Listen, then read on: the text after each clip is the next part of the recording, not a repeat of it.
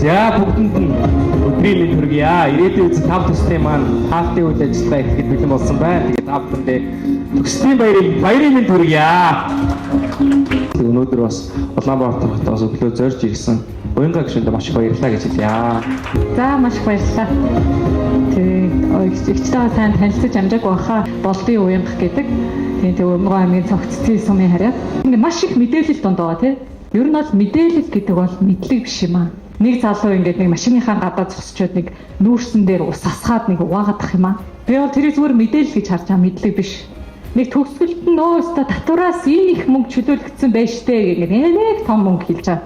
Тэгсэн чинь тэр нь зүгээр л нэг одоо юу гэдэг нэг 2014 онд батлагдсан Монгол улсад байдаг нэг хуулийн дагуу 20 гаруй компани эдэлдэг нэг тийм хөнгөлөлтийг зөвхөн одоо энэ л газар авд юм а гэсэн байдалтай тайлбарлаж байгаа. Тэгэхээр чинь юу гэж хэлэх гээд байна гэвэл бидэрт харагдаж байгаа бүх зүйл бол үнэн бол биш юм аа. Сонголт болгоно нь мэрэгэн байгаад хийх бүх зүйлс нь амжилт дагуулад тэгээ бүх одоо эрүүл хийх тэгээ бүх сайхан тэр болгоныг энд байгаа залуустаа хүсье. Баярлалаа.